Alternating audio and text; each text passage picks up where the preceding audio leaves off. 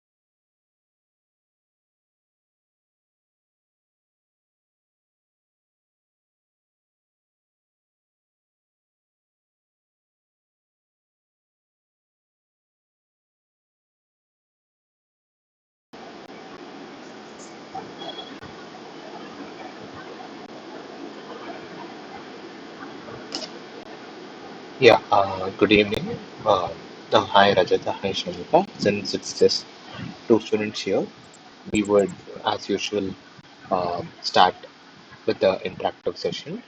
Um, so in this week, we'll be focusing on a few sample problems based on week six lecture of the NPTEL Genetic Engineering course. Um, so to start with, the first question is uh, which of the following is a start codon, and four different options are given here. Shamika, are you aware of what a codon is?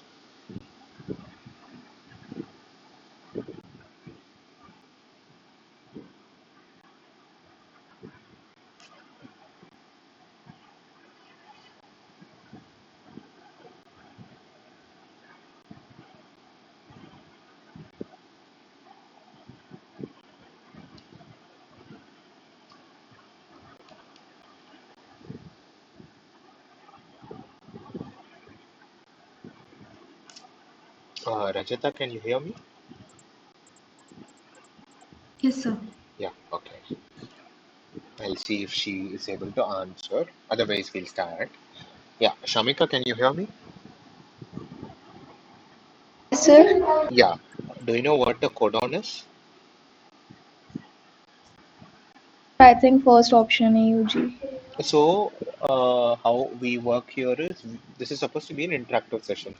So we try to go through different parts of the question and then go through the answer. We just don't discuss the direct answer. That's how we usually do it. So do you know what a codon is? Because it benefits everyone, whoever watches the video later on as well.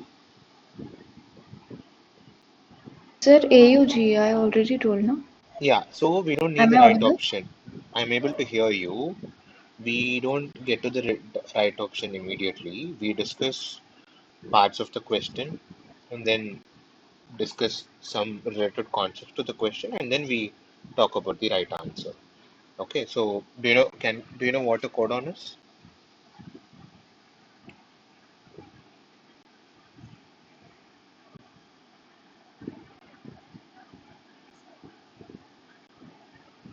The first option AUG. Okay, Rajata, do you know what a codon is? Yes, sir. Yeah, can you It's like a explain? sequence Yeah. of three nucleotides in Hmm. DNA or RNA. Okay, so when we discuss this, do you think we'll be discussing this about the DNA or the RNA? Here.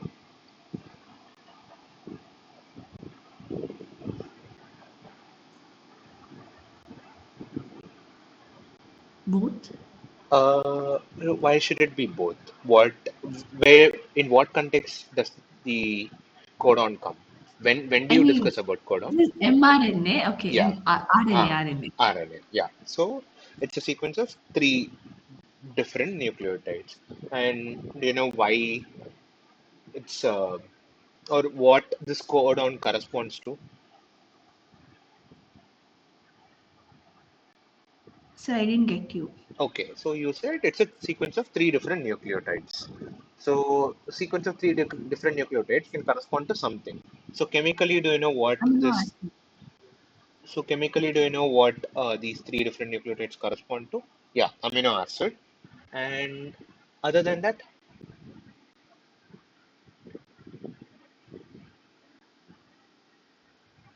Amino acids, polypeptide chain, and then go to protein.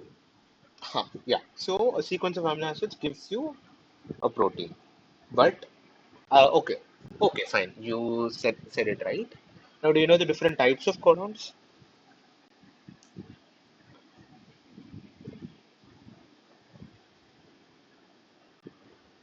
There's like 64. Yeah, there are 64. You have something called a start. That's what they ask you this question. Other than that, do you know something? This corresponds to a particular amino acid. If there is a start codon, is there something called as a stop codon?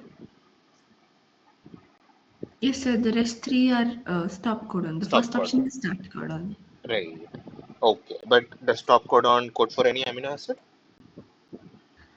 So recently the scientists have found out that maybe they correspond, but what we have been taught, no, they don't correspond to any amino acid. Okay. Okay. I'm not aware of this. I was aware that my understanding is that codons help your ribosome to place a particular amino acid in your protein chain. And when your stop codon is being recognized, it does not place any amino acid and it terminates. I was not aware if that it could term it could it can also code for a particular amino acid. But So I if recently read in a book, a okay, reference book, okay, you that can share that if it will be helpful to others. You can put that in the chat box. I'll enable that in case no, if sir, you're it was able in to. my college library. I don't have Oh, the book now. okay, fine, fine, no issues. Right. Yeah. Okay, so we discussed the parts with respect to this question, and like both Shamika told and Rajata told, we have start codon, which is the AUG, and the stop codon, which is UAA, UGA, and UAG. Fine. And stop codons do not correspond to amino acids, as far as I know. But if we get a reference, it will be helpful. We'll go to the answer here.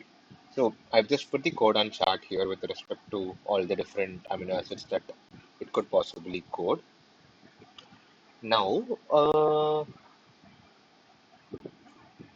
yeah, we'll go to the next question. The next question is the Shine-Dalkarno sequence is the docking site for, and four different options are given here: RNA polymerase, ribosome, DNA polymerase, and reverse transcriptase. Right. Now, again, we will take a couple of minutes and start with where a Shine-Dalgarno sequence could be present. By where, what I'm trying to ask is if it's present in an RNA or a DNA, and specifically what kind of nucleic acid, and at the position wise, if it's in front of the promoter, after the operator. So if someone knows that, you can take a couple of minutes and then you can start answering these details, and slowly we'll get onto the answer of this question. We'll take a couple of minutes.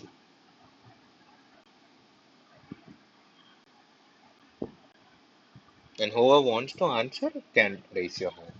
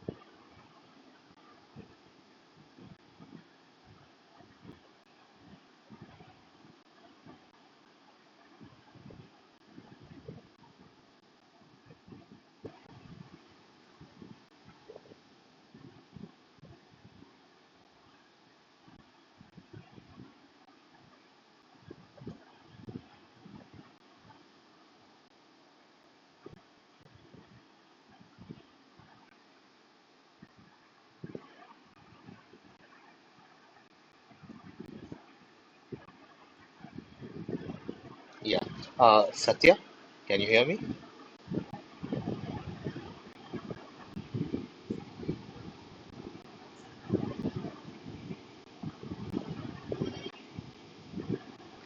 Sir, as I know that Shine-Dalgarno sequence is a sort of it's a mRNA sequence Hmm. where it is in the bacterial mRNA Okay.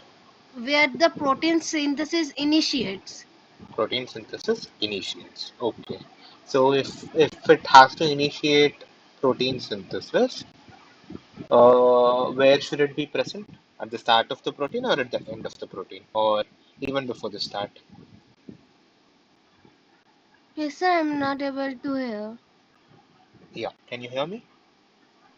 Yes, sir. Yeah. So if it has to initiate or help in protein synthesis, where exactly should the Shine-Dalgarno sequence be present? With respect to the sequence of the protein, should it be okay? What determines the sequence of the protein? Actually, there in from the mRNA we Hmm. determine The that. sequence of the protein. So the mRNA has a 5' end and a 3' end. Yes. Right. Now the Shine-Dalgarno sequence is expected to be at the 5' end or at the 3' end. Where do you think it should be The present? 5' 5' end. the Okay. starting. Right. Okay. Huh. So now you've also told that it is helping in the initiation protein synthesis. So, what possible machinery do you think it should be interacting with? For the translation, actually, it should be coming with the ribosome. It should interact with It the has to ribosome. connect with the ribosome because the ribosome, the initiation starts Right, exactly required. right. Huh. So, yeah, like you had mentioned, I just given a structural diagram indicating how this happens. So, what you have is the 5' to the 3' of mRNA. You have the Shine-Dalgarno sequence. It is actually a 6 nucleotide long stretch GGA GAG. That's what you have.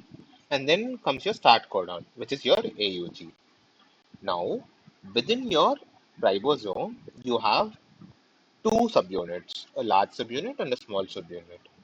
And within these ribosomes, which is nothing but a complex of proteins, there is some RNA. There is one RNA, the small subunit rRNA, that interacts with the Shine-Dalgarno sequence, and that's docked within the helix 45 of one of the proteins within that ribosome complex. Now, this is how it would appear during that interaction. So, this red part details about the involvement of the ribosome. Hmm.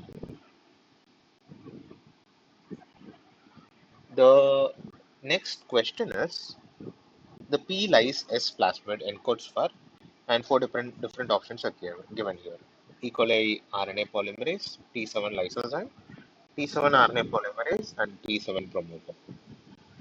We can take a couple of minutes and then we can start discussing this question. Now, before anyone would want to give the right option here, um, you can start eliminating the wrong option. Like, if anyone knows the right option, you can justify why a particular option is wrong. You can take turns because we have about 5, 6 people. Um, each of you can take a turn.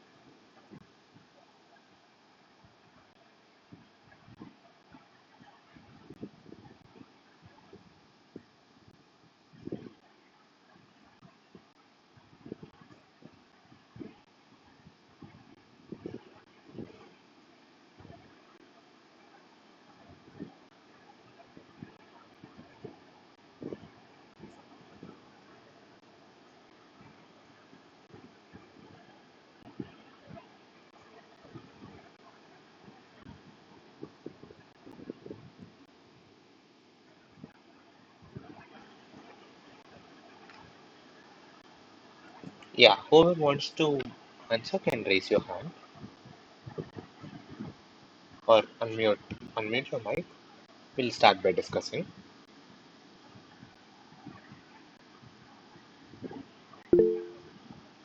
Yeah, Chandrama. So, which of these do you think is a wrong answer out of the four options?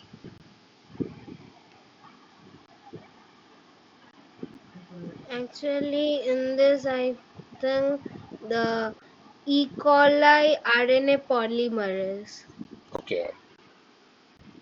Hmm. because the lysase plasmid, it is actually working for the chloramphenicol resistance. Okay. So for the chloramphenicol resistance, this is not that enzyme which requires to be to make it resistant. So, okay, when you talk about a particular plasmid, because you say that it has chloramphenicol resistance, what it means is it produces something that will prevent cells, even if it's an E. coli cell, to survive in the presence of chloramphenicol. So that's what resistance is about. But I didn't understand how you're trying to relate chloramphenicol resistance and RNA polymerase or E. coli RNA polymerase. Can you? Uh, yeah, Sharman.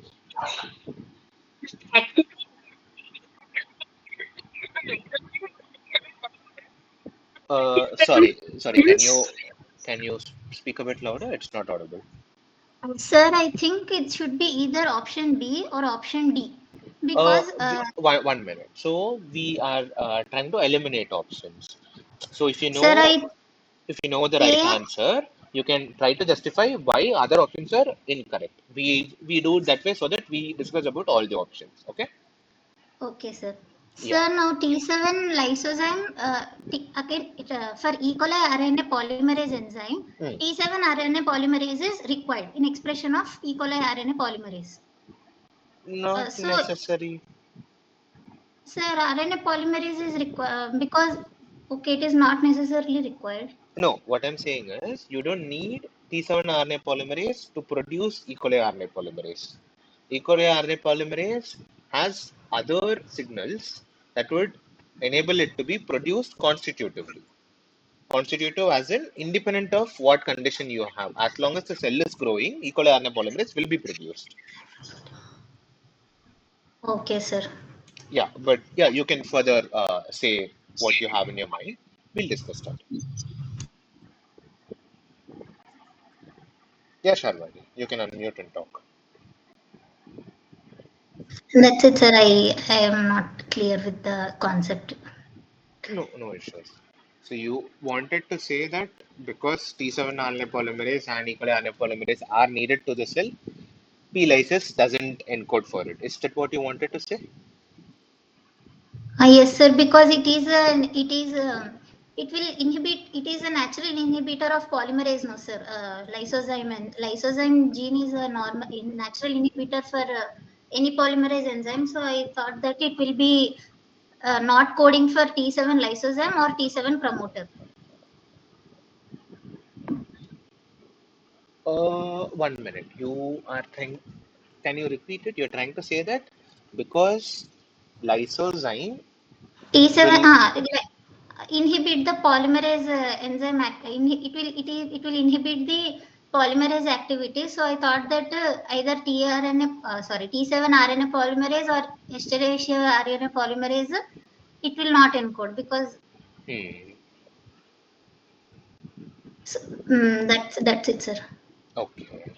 Okay. Chandrima, I would. Can you repeat what you were mentioning? Actually, I was mentioning about this plasmid. Chloramphenicol resistance. Huh. Yes. Actually, it gives the chloramphenicol resistance. So, Hmm. in this plasmid, it will not code for something like um, polymerase actually. It is asking that it is encoding for. Right. So it's not been a polymerase to use. Something which could kill or any sort of thing that provides that could be given. Okay. Okay. I understood your point. Yeah. So, what do you think is the right answer? As right answer is T7 lysozyme. Right. Okay. So, this is a series of plasmids. There are two series of plasmids. One is P lys S, the other is P lys E. Both of these encode for lysozyme that can specifically reduce the expression levels of your T7 RNA polymerase. So, this is what the vector map looks like, where you have expression of this particular protein called lysozyme, which can kill or which can break down T7 RNA polymerase. Now comes the question, why would you want to break down T7 RNA polymerase in any case? Does anyone want to try answering that?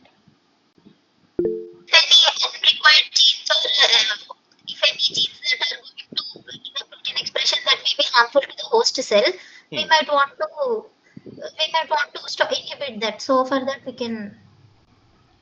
But if it's going to be harmful to the host cell, then why would you want to express it in the host cell? Or how do you plan to express it in the home host cell? Sir, again, can you repeat the first question? Yeah, yeah. So you were saying like there is a gene that is harmful to the host cell, right? Now, if it is going to be harmful to the host cell, why do you want to put this plasmid, which has this gene, into the host cell?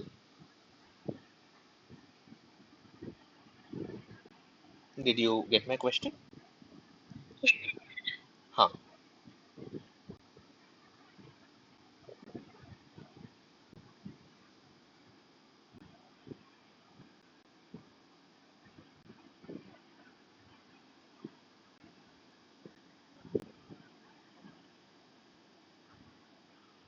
We can think about this with respect to the basic concepts of protein production.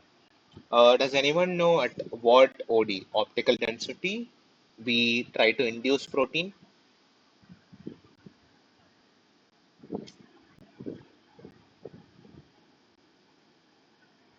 Anyone can answer. Rajata, Shamika, Satya.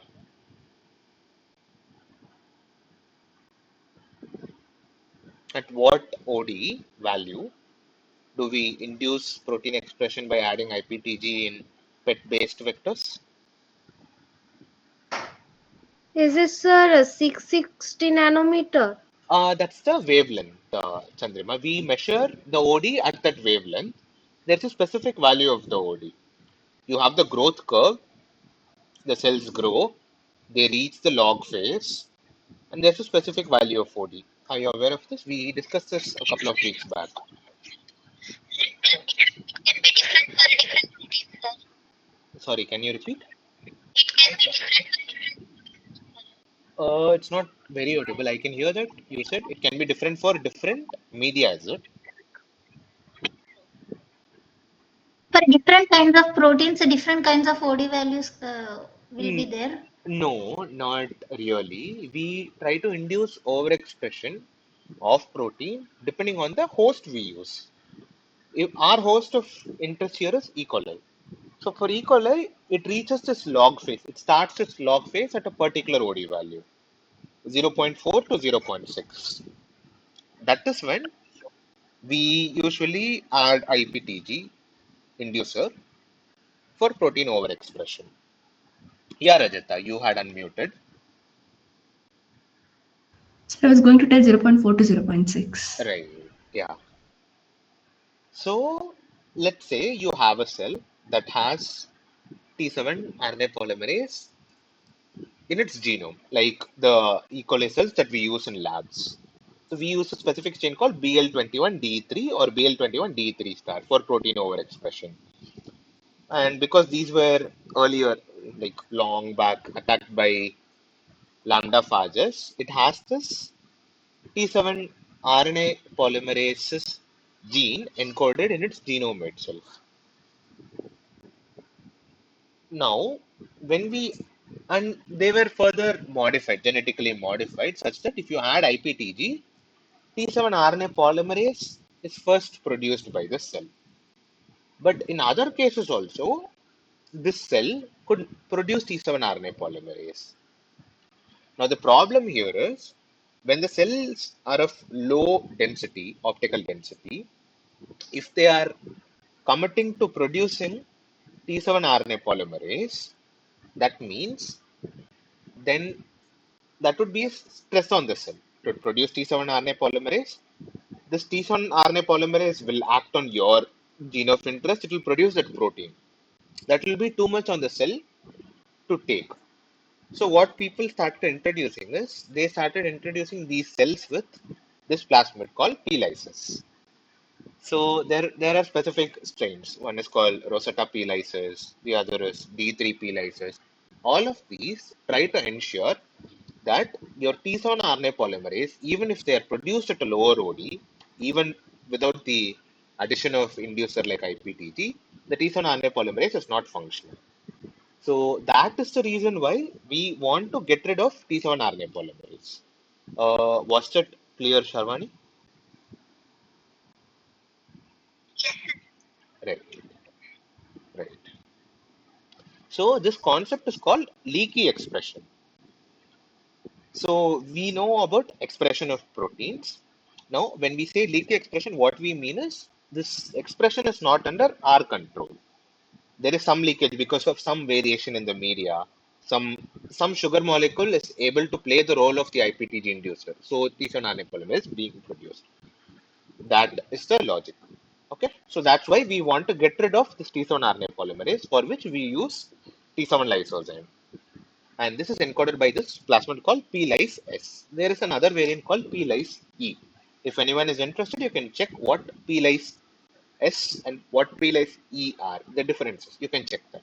There are just mild variations.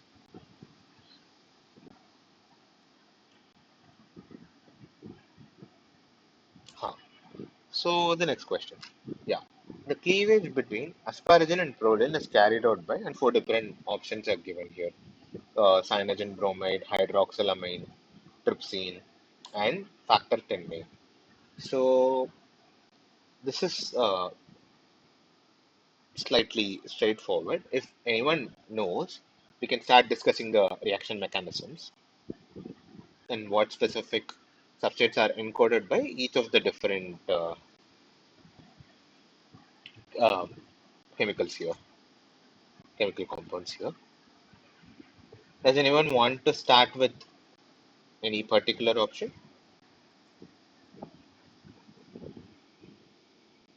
Litchi?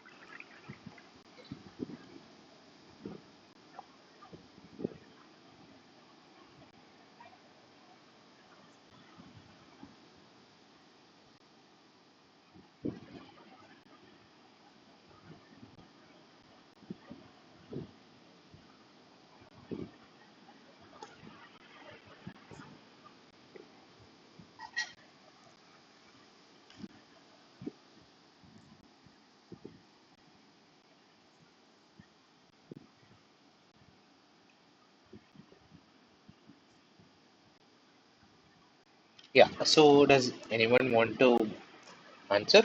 Does anyone know what are the sites where a trypsin could act? You can unmute. trypsin will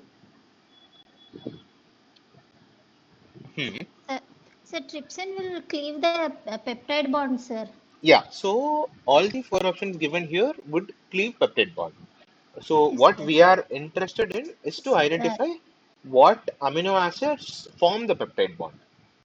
So uh, do you know? So each of these have some broad specificity. Uh, who was it? Yeah, Chandrima. Sir, in trypsin, it is actually cleaving between a lysine and arginine. No, is it cleaving between a lysine and arginine, or is it cleaving? The peptide bond between that.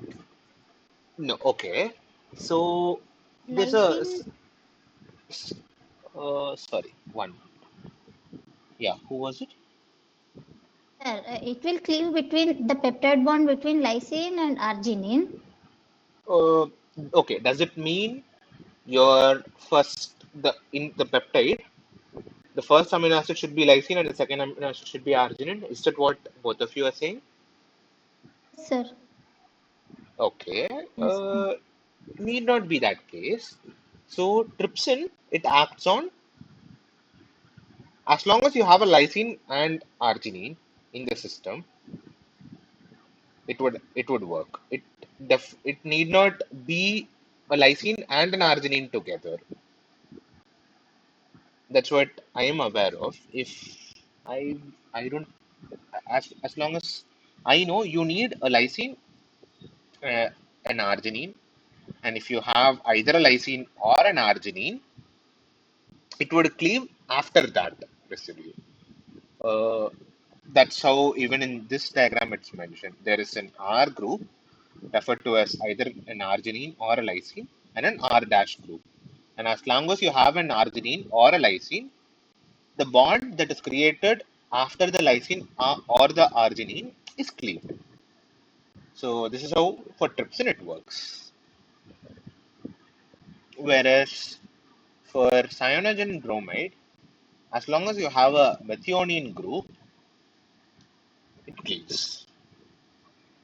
And this factor 10A, it recognizes this site produced by isoleucine and glutamine and then arginine or aspartate glycine and arginine.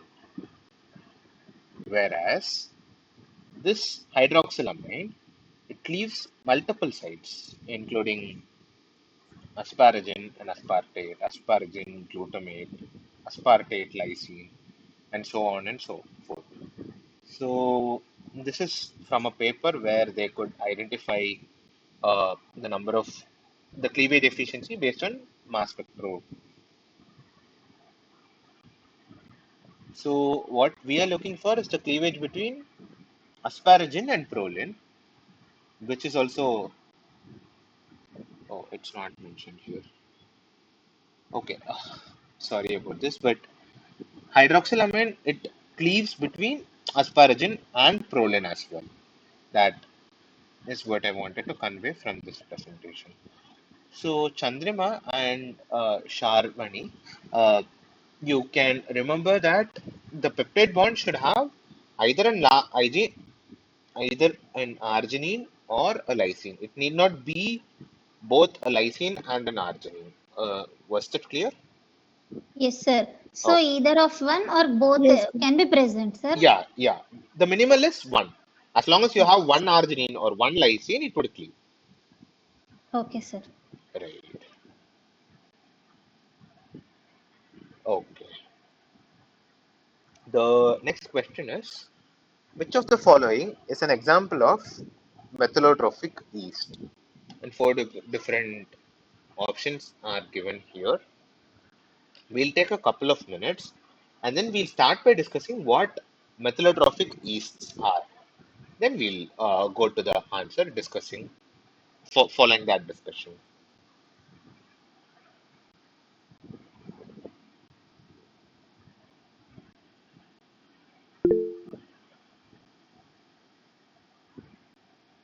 Yeah, Chandrama, we'll just take a couple of minutes. We'll allow others to think and then we'll start with what methylotrophic yeasts are.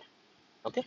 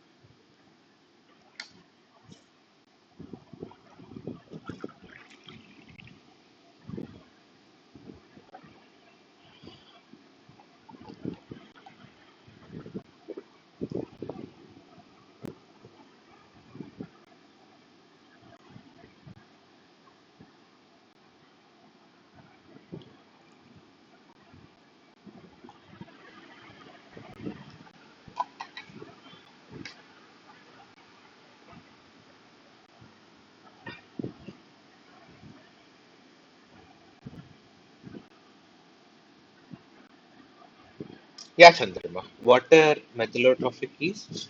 Please start with that. The methyllotrophic yeast are those yeast which use the methanol as their main carbon source. Okay. So you mean to say if in the media only methanol is present, it would survive. And methanol and some other nitrogen source and some other sulfur, some other oxygen source. As long as the carbon source is only methanol, it would survive.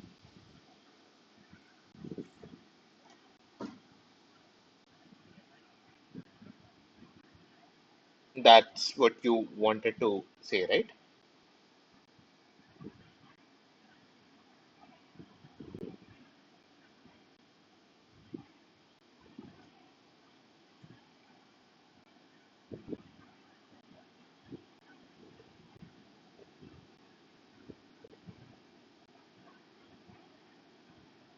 Sir, we can use elimination method in this type of question also. Yeah, yeah. So we try to discuss all the different options so that we are aware of the differences. Yes, sir. Sir, we can remove option A and option D directly, sir, because both belong to Ascomycetes, Saccharomyces cerevisiae, and these both will not use methanol. They will use fermentation like normal fungi will use. Uh, okay, when you say they use fermentation, what do you mean? Do you mean that they cannot take in methanol, or they will die if you give it methanol, or they will produce methanol? What do you want to mean there? From what I know, Saccharomyces cerevisiae, that is normally baker's yeast, no, sir. So that Right. will use normal fermentation where CO2 will be released. Hmm. So it will not use methanol. The definition of methylotropic yeast is it should use methanol as its only energy source. So Uh, these both, the point is, if like let's say you have a culture where you give methanol, and if you put Saccharomyces cerevisiae, will it be able to survive? That's no, sir. the question. Huh?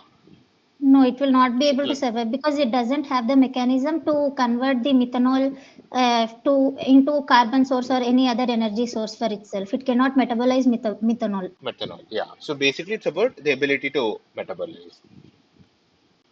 So you're eliminating cerevisiae and Yerovia lipolytica. Okay. And what about the other two options? I don't know which class they belong to, so I'm not sure, sir. Okay. Uh, does anyone want to try?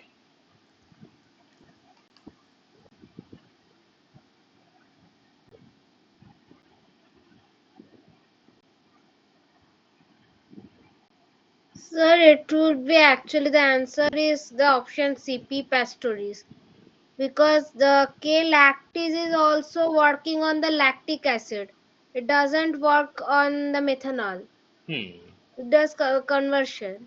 Hmm. So hence the correct answer here is the P. pastoris, option C. Right. So we were looking about methylotropic yeast. So what is understood is that now for these for this methanol based metabolism, there are a few enzymes that are needed. And it is said that these enzymes are localized in the peroxisomes that will provide better tolerance to methanol or formaldehyde. And they give the example of two different yeast. One is Pichia pastoris, the other is Hansenula polymorpha. Both of these have been said to be called as methylotrophic yeasts. Now, the relevance of peroxisomes comes here because as long as these enzymes are located within particular organelles, the entire cell doesn't get affected by the products that are being produced when the metabolism is happening. Otherwise, everything will be present in the cytoplasm that could affect different processes within the cell. So that is something that I wanted to mention here with respect to methylotrophic yeasts. Yeah, so the answer is Pichia pastoris. Right. The next question is, which of the following is a constitutive promoter in yeast expression system? Four different options are given here. So we'll take a couple of minutes, and anyone who wants to answer can start with defining what a constitutive promoter is, and we can start with eliminating different options. Okay,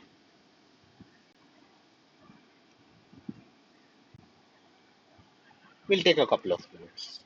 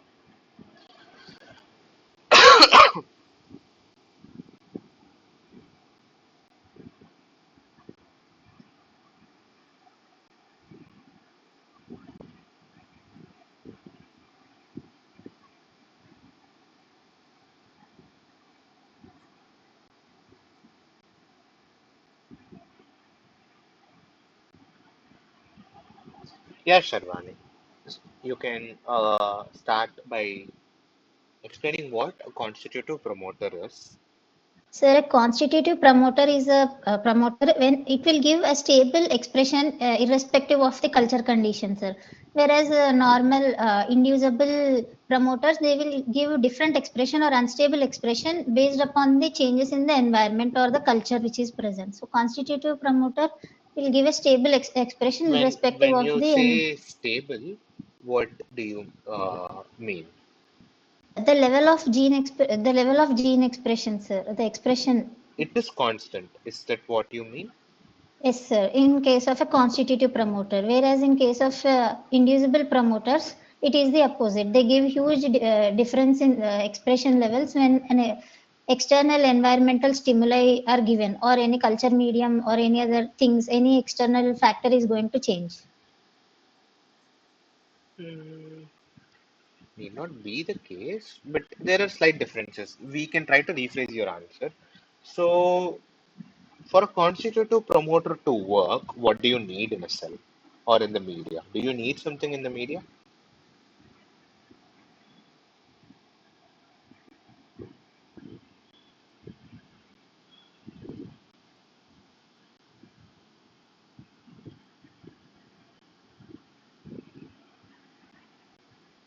Is there something that you need to add for a constitutive promoter to work, Sharwani?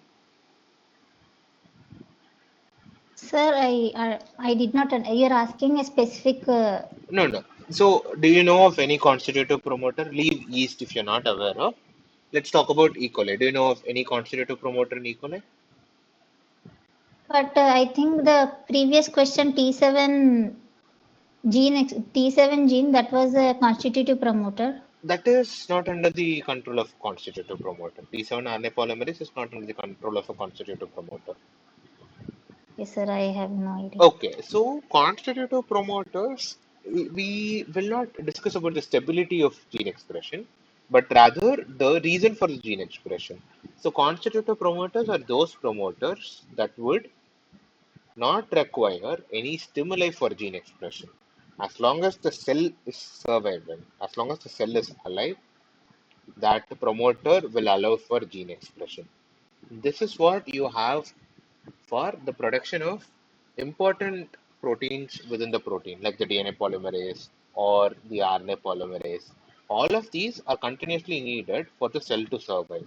So the genes that encode for these proteins would be under the control of these promoters called constitutive promoters. Is that clear? Sir, one more time, can Yeah, you repeat, sir? I yeah, want to note it down. yeah. So you were mentioning about changes in environmental conditions. That is partially right. What you need to know about constitutive promoters is that these allow you to produce a protein that is present downstream of these promoter all the time as long as the cell is alive. These do not require an external stimulus or a chemical signal for protein production. Yes, Whereas, sir. Understood. whereas inducible promoters rely on a particular signal. For example, in IPTG based systems, we add IPTG. That chemical enters the cell as long as the promoter can recognize this chemical, it will produce the cell. And once this chemical gets depleted, the cell would stop producing the protein. So that is the difference between constitutive promoter and inducible promoters. Huh. Yes, sir. I understand. So these are naturally present on in front of genes that are required for the cell to survive throughout its generation. For example, your uh, native DNA polymerase, RNA polymerase, and so on. Whereas the T7 RNA polymerase that you had mentioned, it is having an IPTG inducible promoter. So only when you add IPTG, it should produce. But in cases of leak expression, it produces even if you don't add IPTG. That's a different topic altogether. Now, does any like we usually do, we'll go with the elimination method. Does anyone want to start by eliminating a particular option? Rajata, Chandrima, Lichi. Sir, I think A option is correct because GADPH is the enzyme that is used in glycolysis, sir. Right, Glyceraldehyde phosphate. So glyceraldehyde. So in all the cells, whether prokaryotic or eukaryotic, glycolysis is a common procedure in all. hmm, Even if it is aerobic or anaerobic respiration, glycolysis is basic in all organisms. right, So as you said, it is for life supporting or life essential processes in which the cell requires that process to survive. So GADPH must be one answer, sir. right. Yeah, that is one part of the answer. That's the answer that we would eventually come to. But do you also know about the different set of promoters that are present here? No, AOX, sir. 1, 2, MOX. No, no, sir. Okay. Others? Chandrima, Rajata, Shamika, Lichi. Anyone? Sir, I am not. I know about the AOX one. Actually, it is that promoter for the methanol in the pea pasteuries. Actually, it's a Right, promoter for that. right. And MOX1?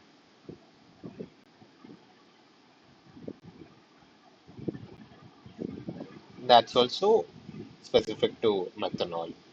So, like you had mentioned, Chandrima, both AOX1 and MOX1 they function in the presence of methanol.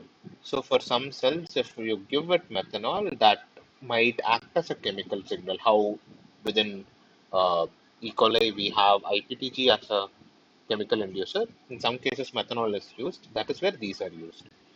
Whereas, yeah, who is it? Yeah, Vani. So these two promoters will be seen in all methylotropic yeast, sir. We can tell like that. We can give a statement like that. Possible, possible. They So have if mentioned here about Hansenella polymarpha, which is a methyllotrophic yeast that we earlier saw, and they have also mentioned about Pichia pastoris. So these two were the methyllotrophic yeasts that we looked earlier.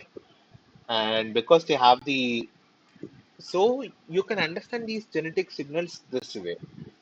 You need a chemical signal for the production of a particular protein. Proteins are not produced always. Proteins are produced according to a specific signal. Only if methanol is present in the medium, these proteins should be expressed. So, what would determine whether these proteins are expressed? It's the promoter. So, that way, if you consider, you can think about it in that particular direction. Did that answer your question, Sharvani?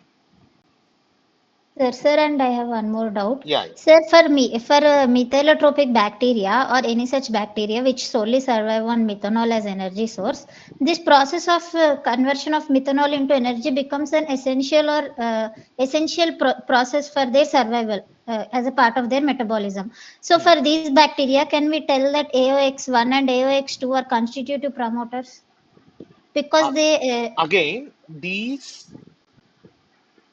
okay, how you can understand this is these can survive if methanol is given. If you give some other sugar source also, these can survive. So only if methanol is produced only if methanol is given in the media, these would start producing these proteins. So that means these are not constitutively produced. Rather, these both these organisms can survive if you give methanol. If you give some other sugar source also, they can survive.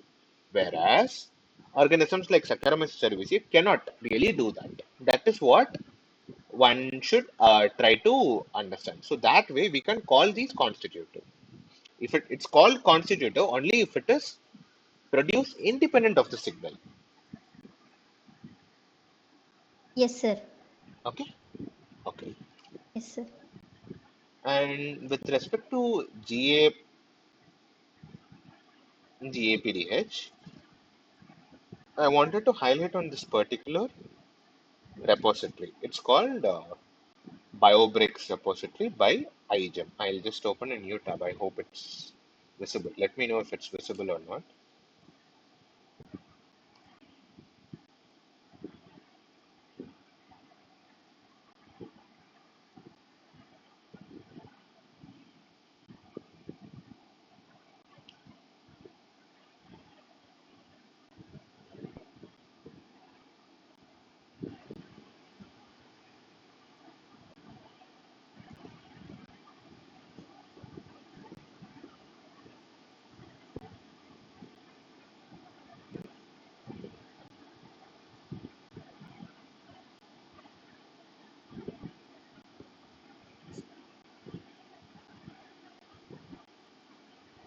Yeah, so I hope you can see this. This is one particular website where people had tried to characterize this yeast GPD promoter.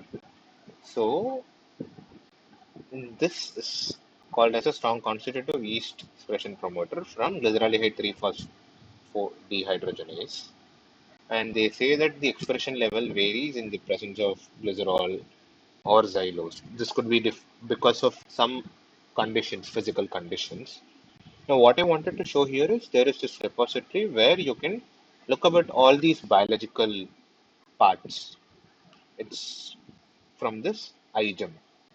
And you can take a look at it later if you are interested in any particular promoter or repressor like AOX1 and so on.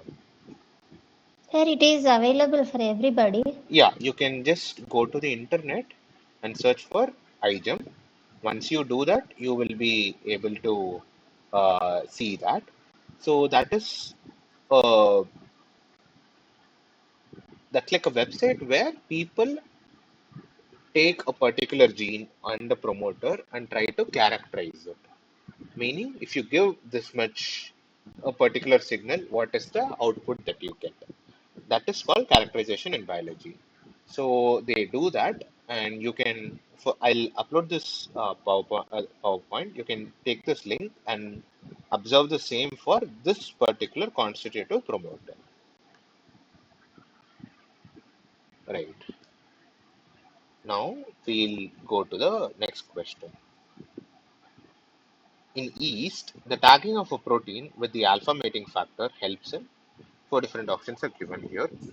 Tight regulation of protein expression, cytoplasmic expression of the protein, secretion of recombinant protein, proper folding of the overexpressed protein.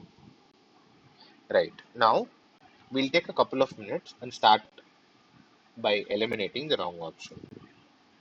Okay.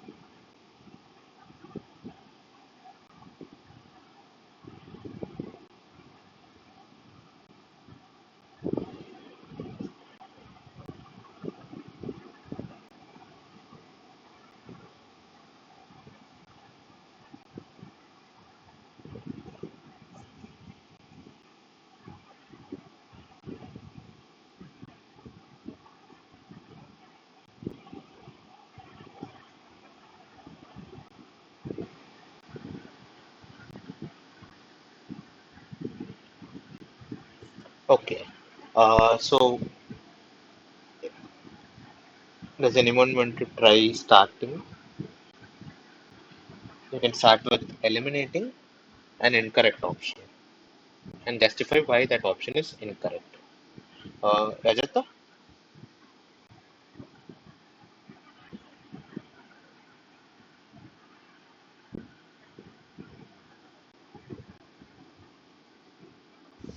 So option A. Okay. Why do This you think is it's incorrect? this is usually achieved through specific promoter systems, Hmm. but not by signal sequences. Right. So, alpha mating factor, it's a peptide sequence and not at the RNA or the DNA level. That's why you think it's incorrect and it cannot regulate protein expression. Is that what you Yes, wanted to sir. say? Okay, right. Yeah. Chandrima,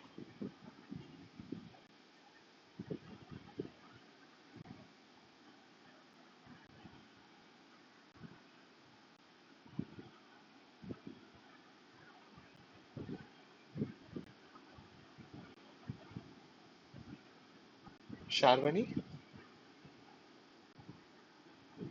Alpha factors are usually in yeast. Alpha factors will be they will be used in activating the signal transduction when conjugation will happen, no sir. So I don't think option D is correct. cytoplasmic expression. Okay. Hmm. Okay. Op- And yeah, sorry. Yeah, Sharvani, you can unmute. yes sir, that's it. I think option B and D are incorrect Why do you think because of option that. D is incorrect? It doesn't seem to have relevance with the function of alpha meeting factor No, you from can what I leave can. alpha mating factor. Do you think any overexpressed protein could be folded well by adding a particular small sequence. Will that help? It will help. It will compress the structure of the protein, no sir. So it might. Can you repeat that again? Uh, Yeah, can you repeat that again? it might help in proper folding of an overexpressed protein. Overexpressed protein cannot be folded properly because of its structure. Need not be the case. You have specific conditions. You can grow the cells in particular conditions that might help in improving the folding of the protein.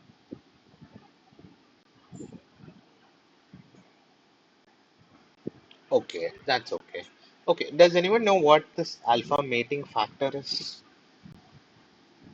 Sir, it's an secretory signal which is produced by the ER or the Golgi of the yeast so that the proteins could go through that secretory pathway it could develop exactly. But As you said in As you said in the beginning, sir, it is a peptide sequence and hmm, it will activate signal transduction in conjugation, sir. Yeast conjugation.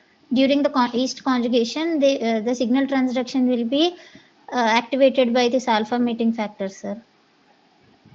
hmm.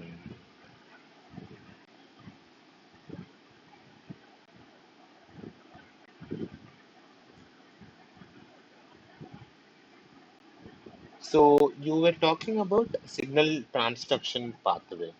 So can we call this protein as a signal? Like this inducing protein expression, other protein expression, can we call it that way? Yes, sir, we can call it as a signal transduction only because they will be generating some physiological or chemical changes that Hmm. will induce the next process Right. that has to occur. So this is seen to bind to GPCRs. So there is a particular GPCR called STE2P. You can check that. Now, when this binds to this, when this alpha factor, it binds to this STE2P, it induces the expression of mating genes. And so that is what will help in mating and conjugating. Now, this particular signal, it needs to bind to the GPCR. That is why it has to go through this Golgi apparatus mediated positioning. So that means whenever the signal is being produced, it will be transported through this Golgi network and it will reach the periphery of the cell. So if you put any protein with this signal, the protein, since it has this peptide linkage with the signal, the protein will also be carried as a cargo and it will be secreted. So that is the logic behind how this particular system was designed. So it acts as a secretion signal. That's what you had mentioned, all of you. I just wanted to mention as to why or how this idea occurred. Uh, I hope that was clear. Yes, sir. Okay. So the Yeah. option should be C. Option C. Yeah. Now, blue-white screening in baculovirus vectors can be facilitated by, and four different options are given here: ampicillin resistance gene, gentamicin resistance gene, LAC-Z gene, and tetracycline resistance gene. This is a concept that was previously discussed. So we'll just take a couple of minutes and we can directly go with the right option.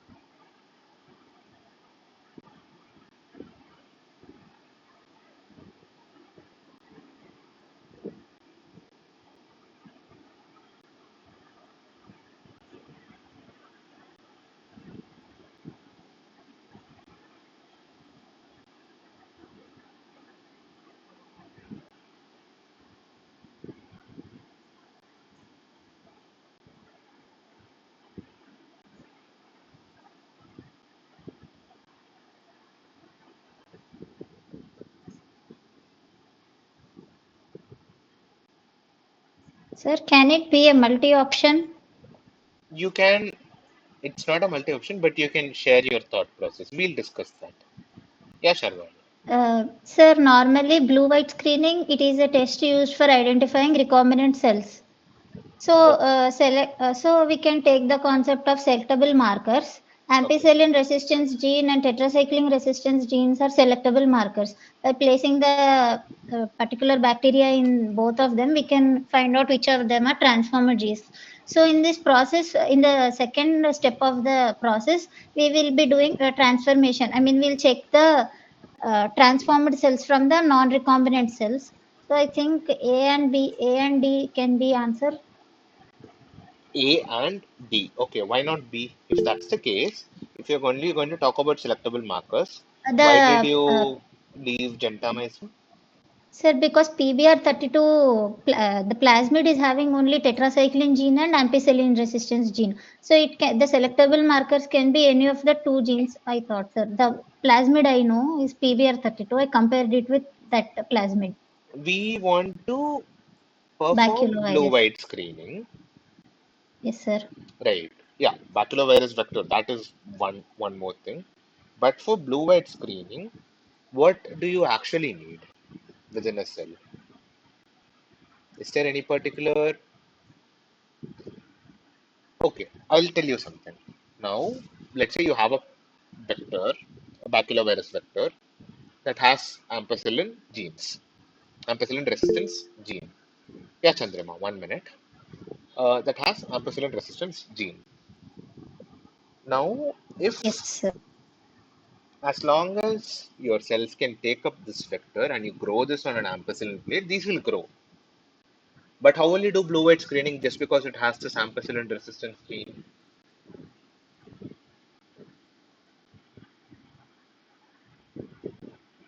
Did you get my question, Sharvani? Yes, yes, sir. Yes, sir. Right. So if that's the case, do you think these resistance genes matter? First, we'll define what this blue-white screening is. Yeah, Chandrima. So may I tell the answer? Yeah, I mean, we'll discuss what blue-white screening is. So eventually, you will mention the answer. Actually, here it is a laxy gene. Yeah. So we'll start with blue-white screening, and then we'll go to LAC-Z specifically. Yeah, Chandrima, you can tell us what you know. We'll discuss the methodology. Actually, in blue white screening, what is happening that laxy gene is using beta galactosidase. What it but the laxy is encoding for that beta galactosidase gene, but it requires a particular set of protein to be active, and when we are using that X gal, it oxidizes in the air and forms that blue color. So that is what, which means that the beta galactosidase is active. Actually, there is a formation of beta galactosidase, and when we are cutting that gene, or we are doing any insertion in it, so that gene is getting destroyed. For that reason, that X gal which we are using, it cannot form that blue, the active form of beta galactosidase, so it does not give any color, so that the recombinant clones show the white color. That is actually blue white screening. Right. Yeah. So to yeah, you phrased it rightly. I'll tell it in brief. So LAC-Z is a gene that codes for beta galactosidase, like what Chandrima told. Now, beta galactosidase can hydrolyze particular substrates that have a particular carbohydrate based bond. It commercially people have tried to use a substrate called XGAL. Now, when this beta galactosidase can act on XGAL, it will release a galactose and it will release a colored molecule that would, upon dimerization and oxidation, release a blue precipitate. So, if we have a plasmid where we have LAC-Z And if we want to insert our gene of interest into LAC-Z instead of LAC-Z, and we want to confirm that the cells have taken up our gene of interest and has released LAC-Z, this will be a method. So the idea is, I hope you're able to see my pointer here. Instead of this LAC-Z, we'll put our gene of interest. But if for some reason our gene of interest is not sitting here and only LAC-Z are sitting, to confirm that, we would add this. And if we get the blue precipitate, it means LAC-Z is still sitting there in the plasmid and our gene is not there. But instead, if upon putting XCal, it is not forming a blue precipitate, that means the LAC-Z in this particular DNA plasmid has been removed and only our gene of interest is placed. So we'll pick up those colonies and then further process it. So it's basically a method to select colonies based on whether they have our interest, our gene of interest or not. That is the logic here. So the plasmid that we are using is Yeah. having lac operon, sir. It need not have lac operon. It can have lac Z alone. As long as you have lac Z, it can exhibit this particular um, beta galactosidase activity if it is being produced. Sir, so it is similar to so it is a selectable marker in case of baculovirus vectors. We can give that statement, sir. So if you put it's not a selectable marker. So selectable markers are used to, okay, uh, okay, it's not a resistance marker, but it can help you to identify if a particular insert, your gene of interest, has been placed in that position or not. In that way, you can call it a selectable marker. Yeah, you can call it a selectable marker. Yes. Yes, sir. Yeah. Hmm. The next question is the J774A.1 cell line is derived from, and four different options are given here.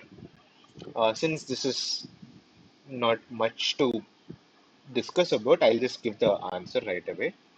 So, this is a cell line that's isolated from a female mouse with reticulum cell sarcoma, and it is derived from monocyte and macrophages. So, macrophage is the option that's being given here. So, to look about these cell lines, you have a particular website called ATCC. I'll just open that just so that you'll benefit from this.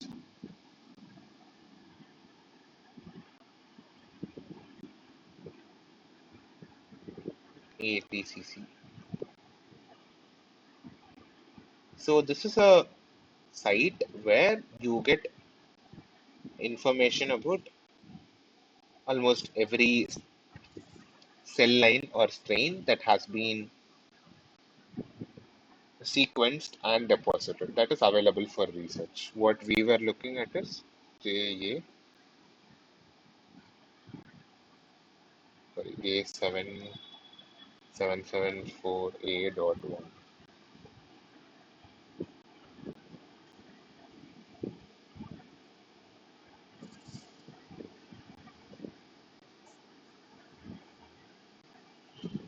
So this is also available for public use. Anyone can open this. And so it is from a macrophage.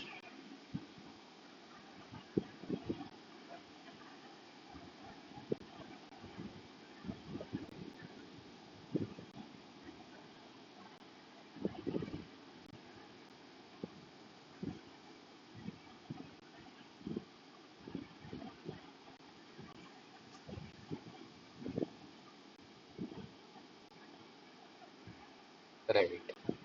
The next question is, the induction of a protein in a tetracycline controlled inducible system is achieved by growing the transfected cells in option A tetracycline rich media, option B tetracycline deficient media, option C ampicillin rich media, option D ampicillin deficient media. We can take a couple of minutes and then start with, if you Sir, know, the you can board talk is about the not, right answer. If not, screen it's is okay. not visible. The Oh, screen is not visible. sorry, I had changed it. Give me a minute.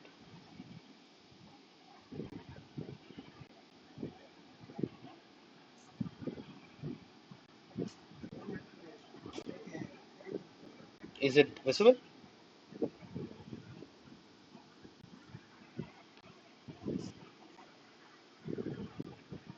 Yeah. So the question is, the induction of a protein in a tetracycline controlled inducible system is achieved by growing the transfected cells in, and four different options are given here. Tetracycline rich media, tetracycline deficient media, ampicillin rich media, ampicillin deficient media.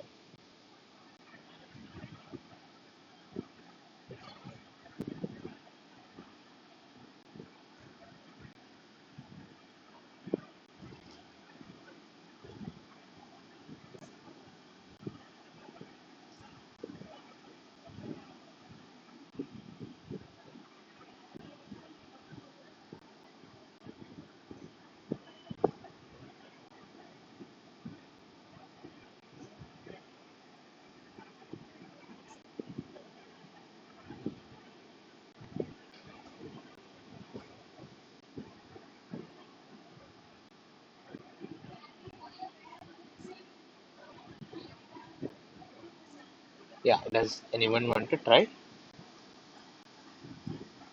Rajata, Shamika, Some we have to tell the correct option. you can eliminate. We'll go that way. Ampicillin rich and ampicillin deficient are not the right options. Do you agree? Ampicillin rich and No, sir. ampicillin deficient, no, sir. They are not the because right it is a options.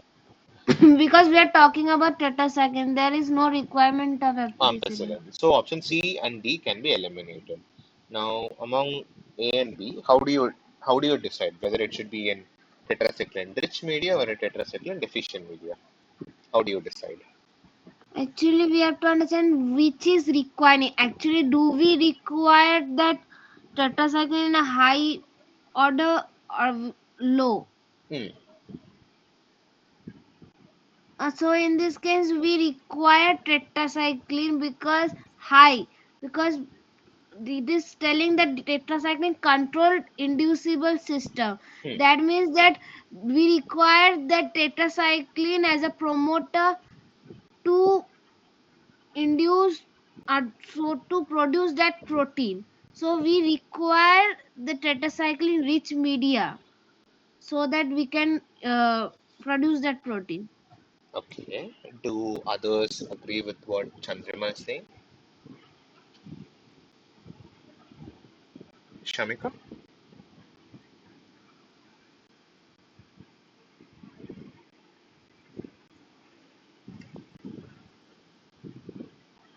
there is a tetracycline antibiotic uh, rich. Can you repeat your question Sir, again, Sharvani?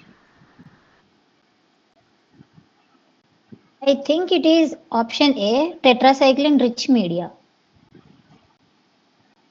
Okay. Uh, so what about sir, I also Rajata and agree with Shamika? the Chandra, that Chandrima. person. Yes, sir. Okay. Okay. So, okay, we'll go back to the older concept that we discussed about protein induction. But before that, Rajata, do you agree with them or do you have a different idea about this? So for me, B is the correct option. Why do you think B is the correct option?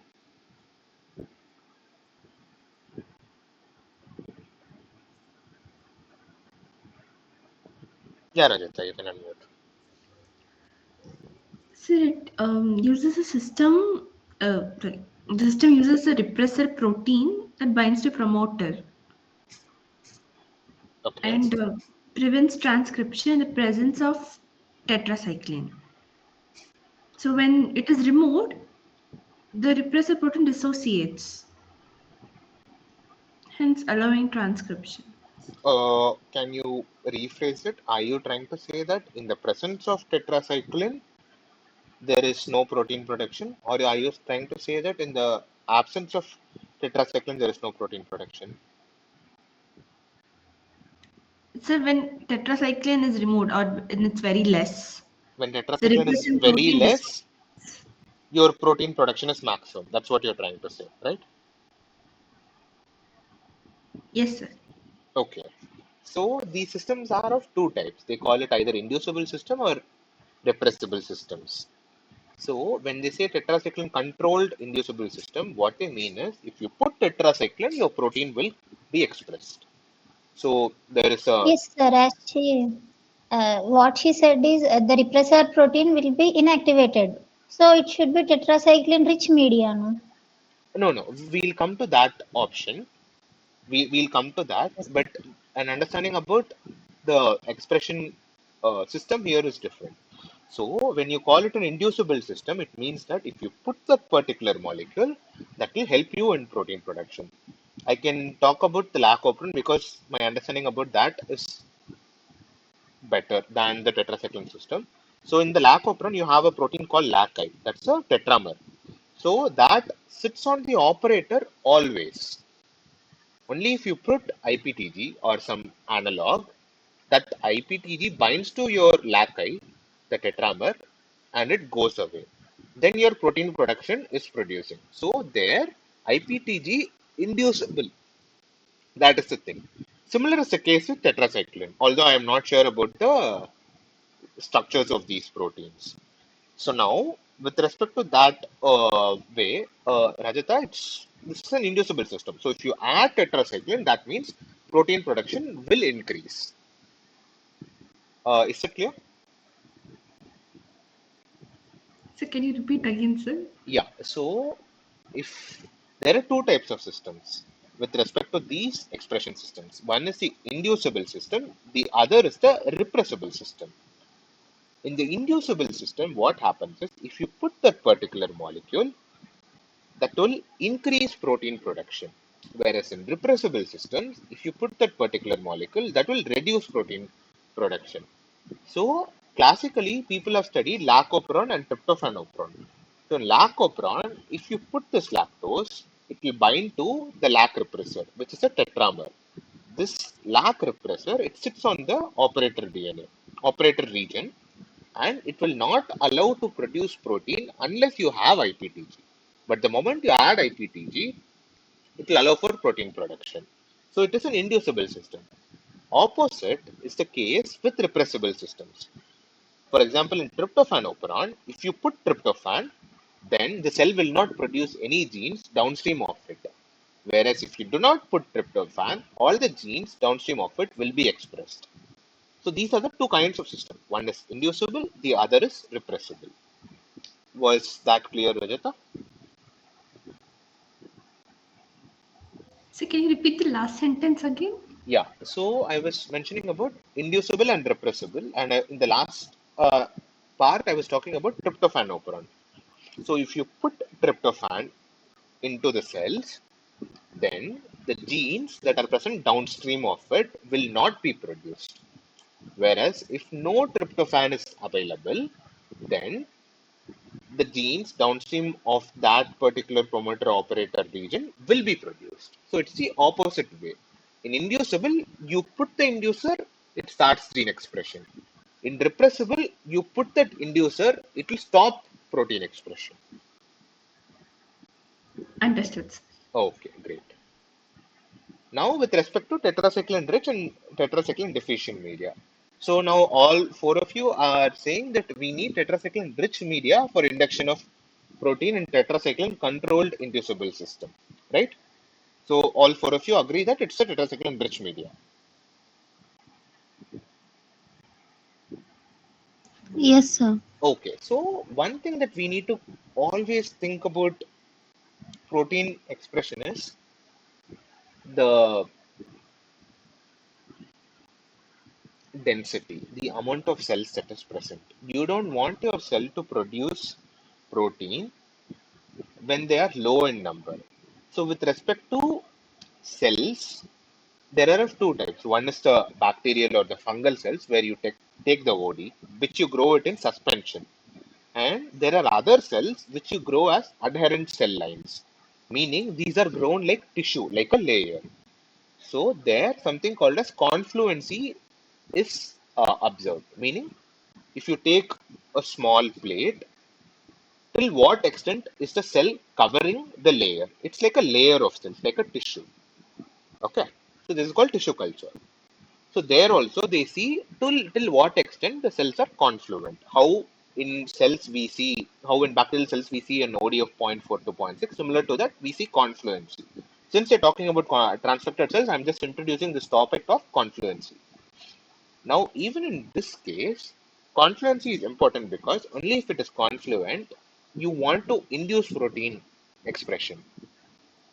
So, if tetracycline is present in the media from the very beginning, like in a tetracycline rich media, protein expression will happen even in the absence of confluence. This is like having protein expression at an OD of 0.1 or having leaky expression. That is not what we want. We want the cell to produce protein only when tetracycline is added to the media. Now think about this and tell me whether tetracycline rich media is needed or tetracycline deficient media is needed. Understood, sir. So if we use tetracycline rich media to begin with, then the tetracycline controls inducible system will not operate as it should. మనం ఇంకా tetracycline add చేసినప్పుడు it will cause the leaky expressions. It will not cause leaky expression. It will start expressing at a lower cell density or lower confluency. That That we is not don't good for. want. That is not what we want. Huh. Right.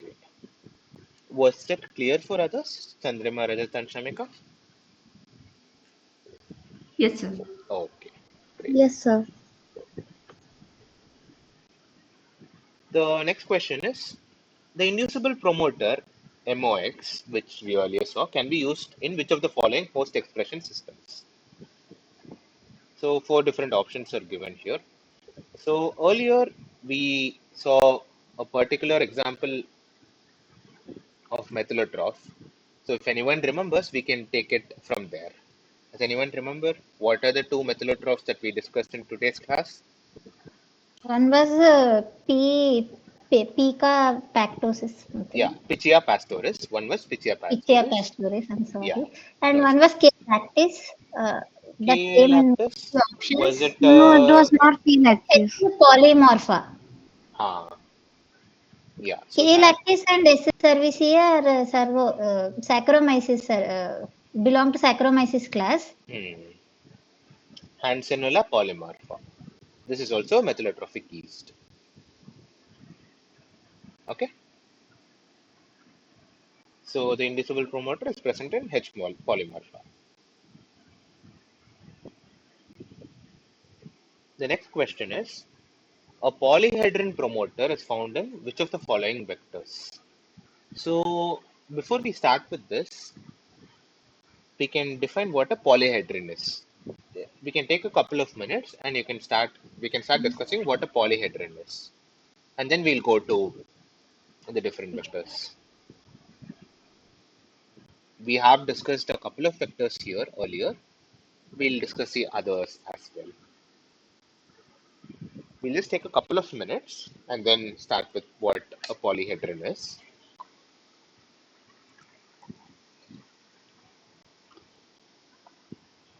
It is a protein, sir.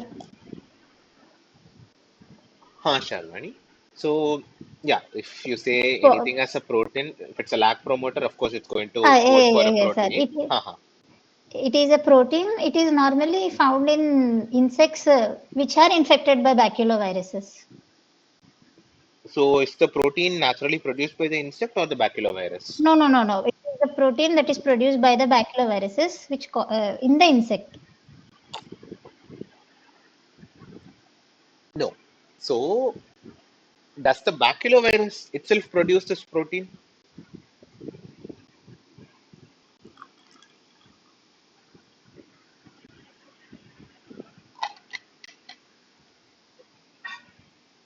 Yeah, Sharvani. Yes, sir.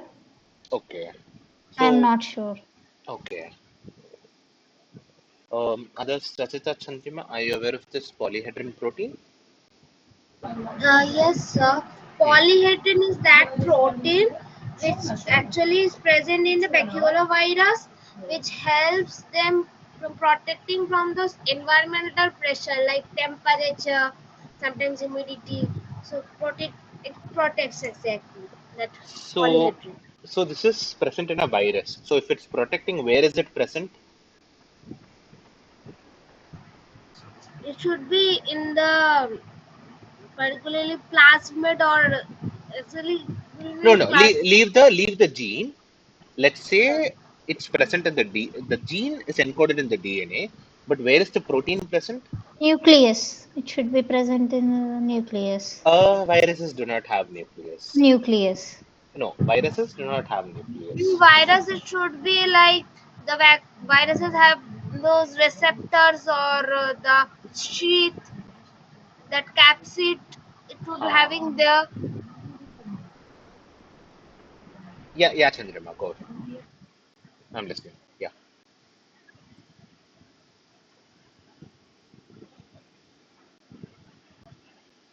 yeah, Chandrama, you can go ahead. You were mentioning about sheets, capsid, and yes, because capsid is that one which is interactive, so it should be present there. If there is an environmental pressure, actually it first goes through that capsid, that layer, or if it is having any receptors or that, so it should. I think it should be capsid hmm, right, for that.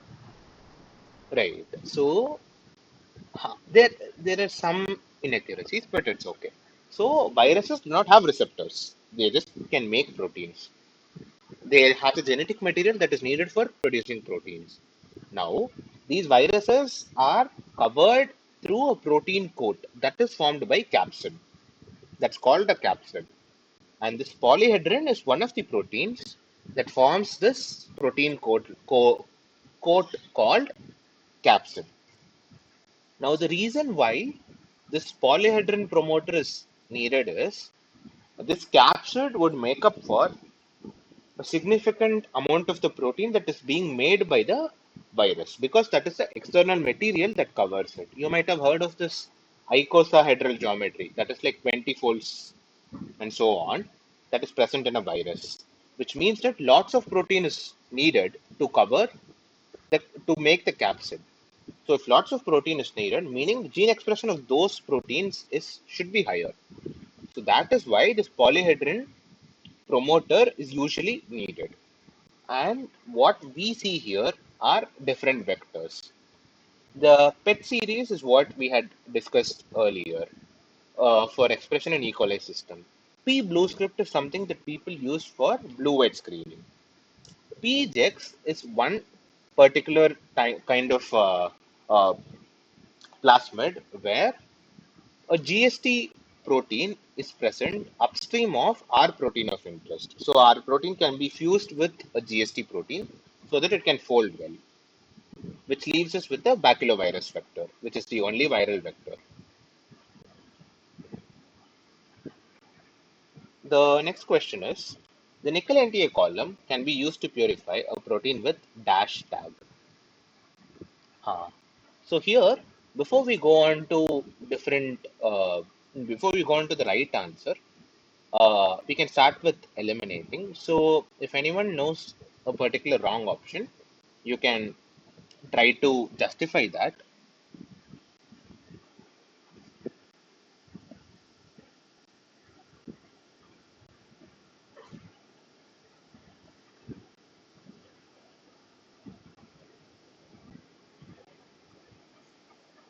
Sir, in this, it's a one of the wrong option is alkaline phosphatase.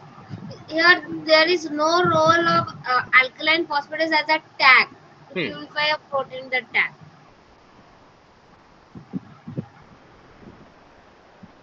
Okay. Oh, okay. Now, with respect to how we work in lab, I'll give you a particular idea about this. Okay, how do you choose a tag? Does anyone know how you can choose a particular tag?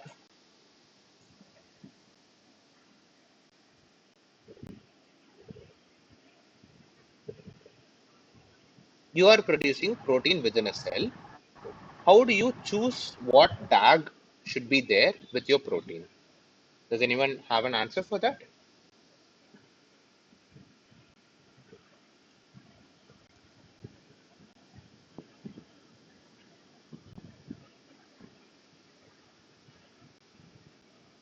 The tag should have the affinity towards the required protein that we are going to purify or It extract. need not have an affinity. It can, it's like this. It's just a peptide linkage, right? So as long as this tag is present with your protein, it will be produced. But the tag should have affinity towards something that you're interested in, like something that you have. So what is alkaline phosphatase? Does anyone know what alkaline phosphatase is? We discussed this sometime earlier in the last class and the previous class.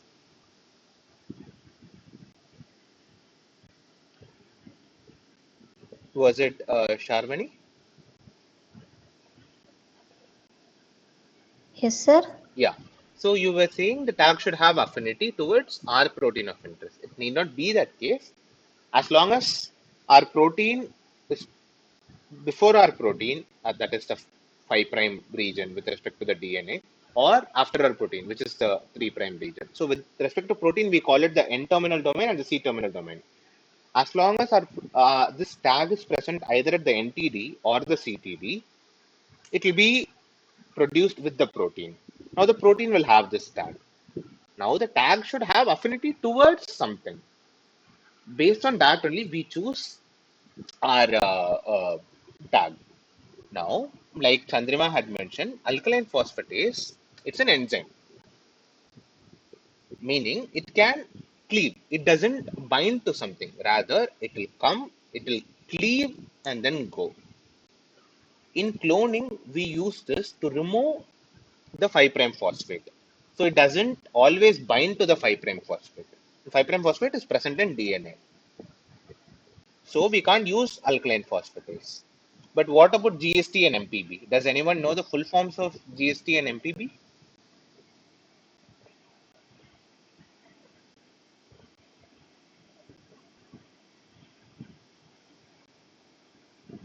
Chandrima, are you aware of the full forms of? You, sir, can you Yes, once sir, I'm repeat not able the to hear. alkaline phosphate? Yeah, okay. 1 minute, Sharmini. I'll come to your question after I'll wait. Okay, I was asked to repeat the alkaline phosphatase thing. Okay, so I was asking, we started with how we choose a particular tag. Now, we know that alkaline phosphatase, it is an enzyme. What does it do? If there is a 5 prime phosphate in a DNA, alkaline phosphate comes, makes the 5 prime phosphate a 5 prime OH. Do you all agree? Yes, Yes, sir. sir. Huh. So that means the alkaline phosphatase cannot stick to a particular region. It will come, it will cut, it will go. Do you understand? Is that clear? Yes, sir. So that means we cannot use affinity based purification if we put alkaline phosphatase with our protein of interest. Does it make sense? Yeah, yes, sir. I understand. Yeah. Yes, sir. But with respect to the other three proteins here, we have something called as his tag, something called as MBP tag, and something called as GST tag. If you know the full forms of any of these, you can let me know. Otherwise, I'll discuss them. Sir, does his stand for histone? No. Uh, no, his doesn't stand for histone. What other protein related terminology starts with his? What all do you know?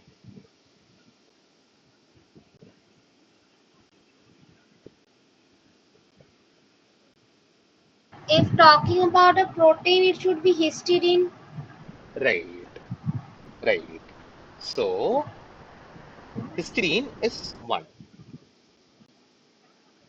So his tag here corresponds to Sir, histidine.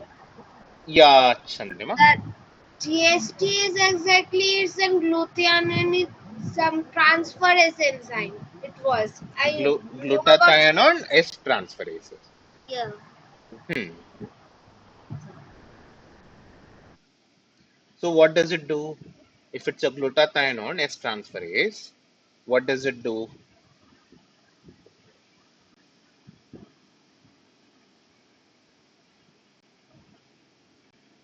Transferase enzymes change the, I mean, generally the class of transferase enzyme they interchange the functional groups between the two substrates, sir. Huh. Okay. So So something if it's a related to that. glutathione S transferase, what would it do? Don't know the structure of glutathione, sir. Let's say it's a molecule. You just think of it as a molecule. Think about the chemistry.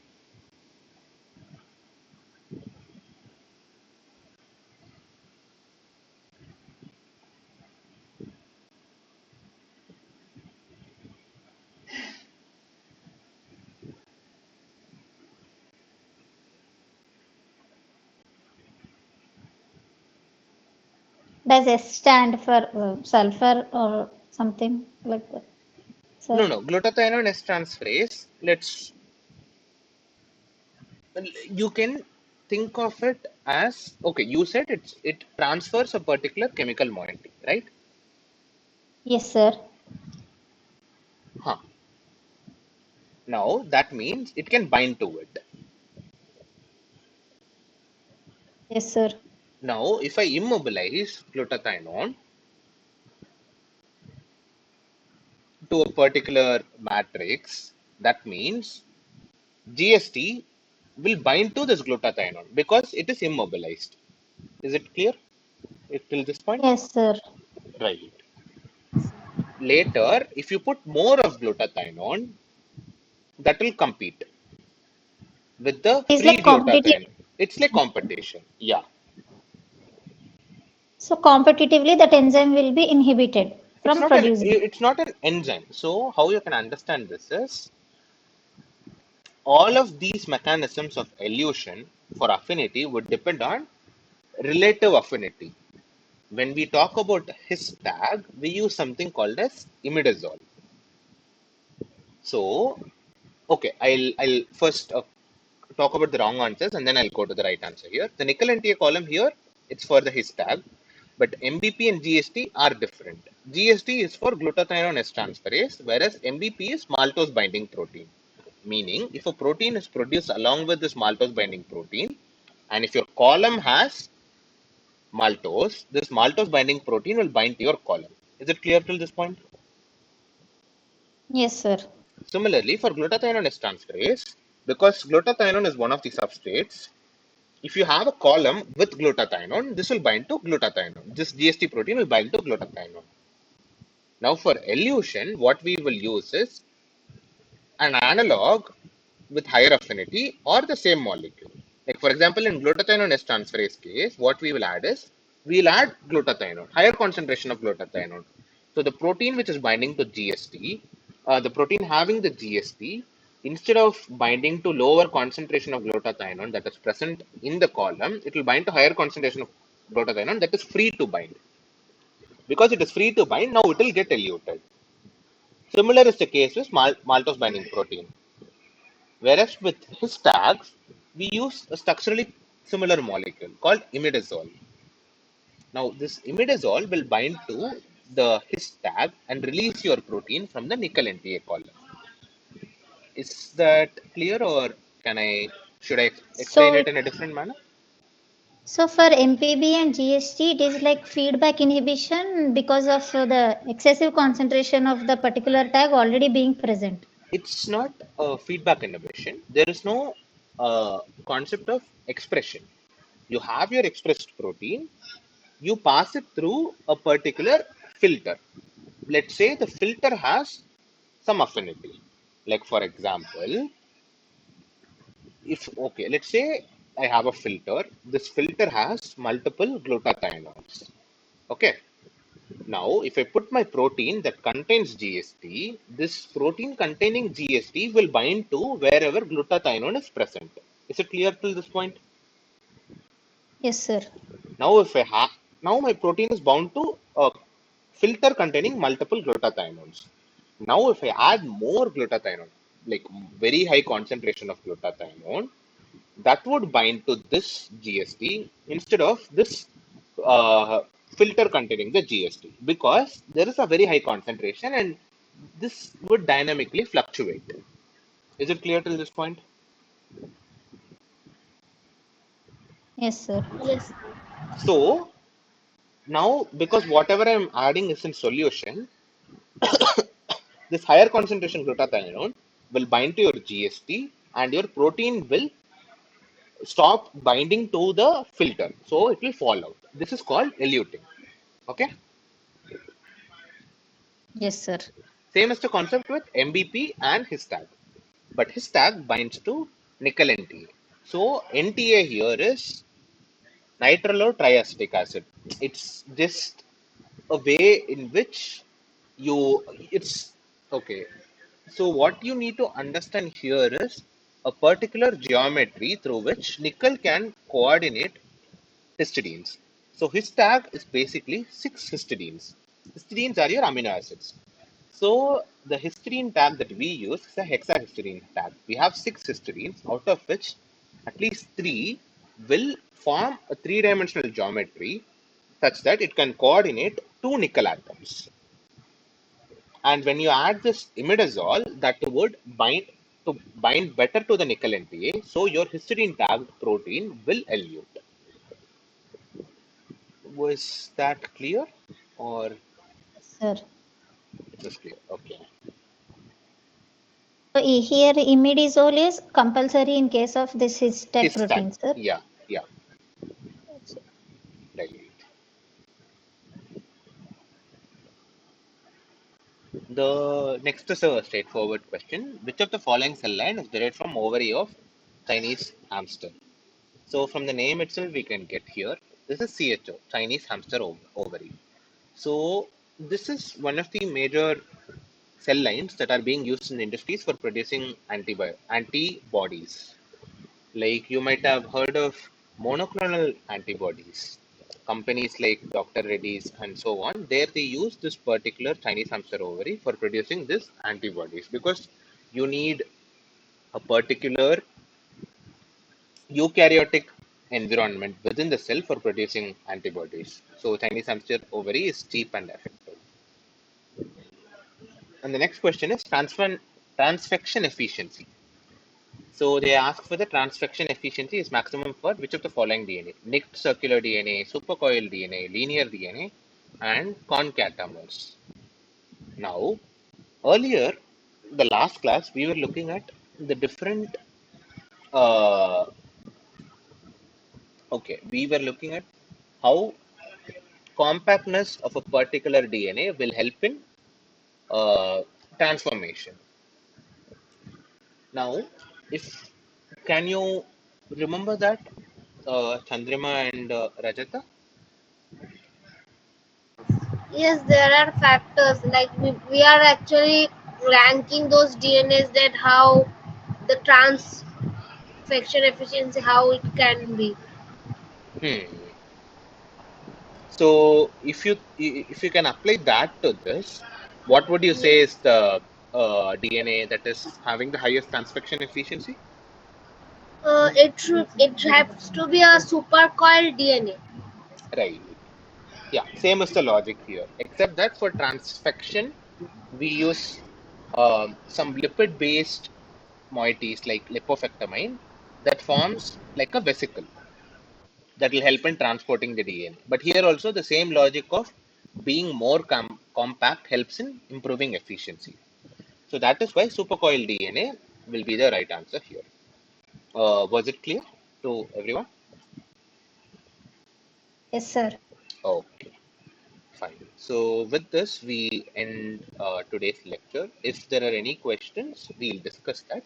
Otherwise, we can end the class.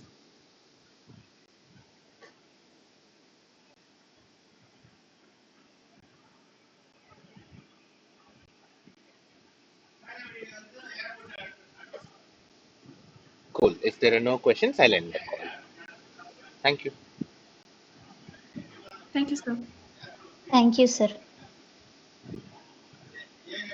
Thank you, sir.